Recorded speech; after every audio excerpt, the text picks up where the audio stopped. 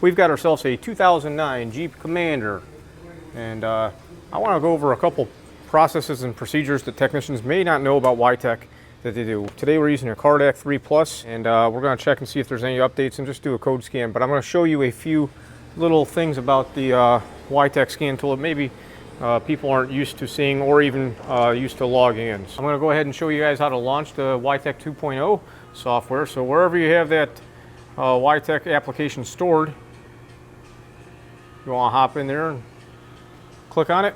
The first thing it will do is it will say it's checking for updates. You can't do anything else until that's done. Usually if you try and connect, you can't see how it's grayed out. We can't actually connect on our device. So you got to give it a second, wait till it's not grayed out any longer as it's checking for updates. We are hotspotting this just off my phone. I've been doing that like that for years. It works just fine. Some people tell you can't do that, but I beg to differ. Maybe it depends on where you're at and how well your internet is, I guess. But we are using the Cardac 3 Plus. As you saw, we selected that, and it is connecting.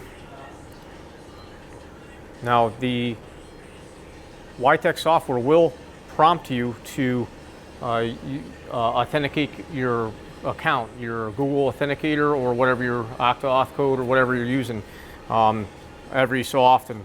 I think it's every 2 weeks it'll force you to do it. So I don't have to do that as sign in with my password. And then this page will show you all the available devices. And as you see here, this is WiTech 2 AM, means aftermarket product, I believe. It works pretty well most of the time, to be honest with you. I don't have too many problems with it. So it's actually signing into the device, as it says.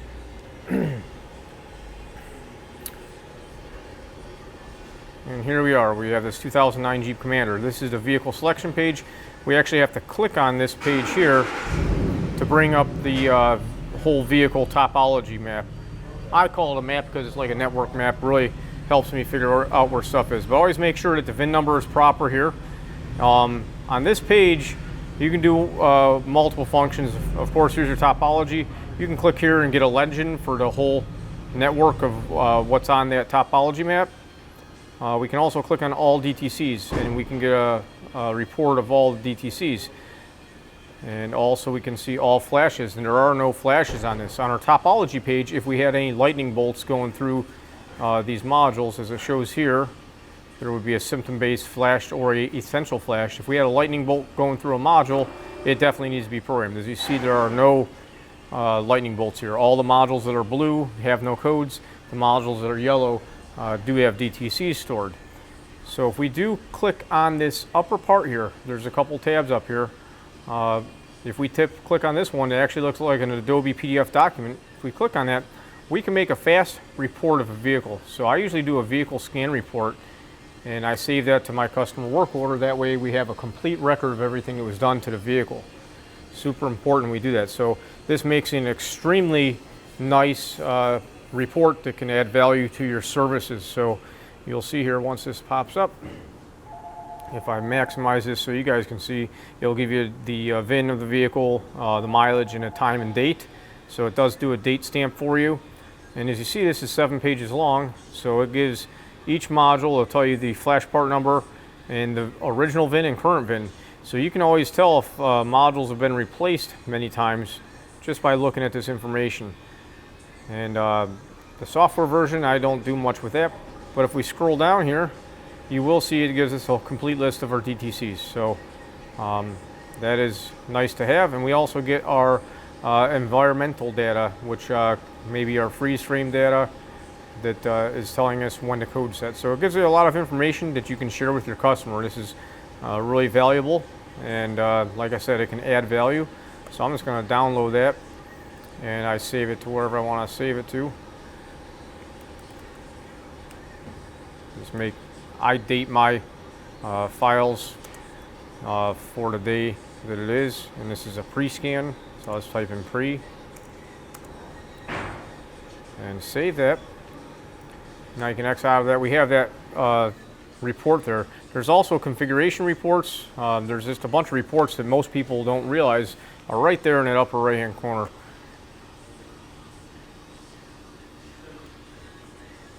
I believe this is going to give us all the configuration options of the vehicle. So as you see, does it have a transfer case? Does it have adjustable pedals or whatnot? We got all that information there.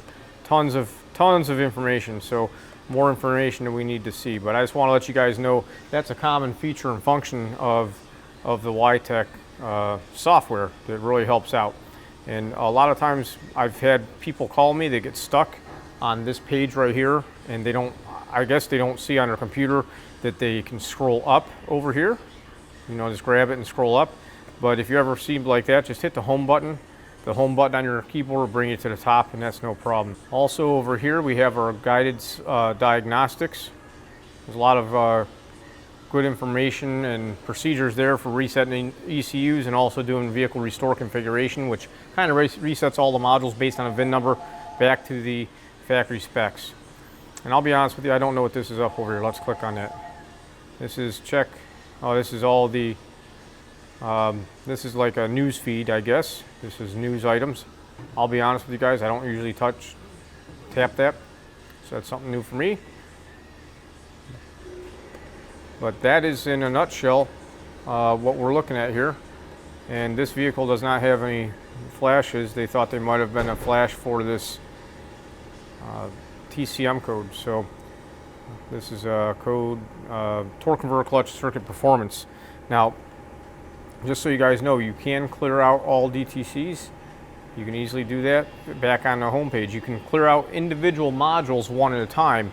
If you don't want to clear out all the codes out of all these other modules that have codes, if we just go to a specific module, click on DTCs, and clear all DTCs. Even though it says all DTCs, we're only clearing the codes in that module. So we'll hit that, and I'll show you that in a second here.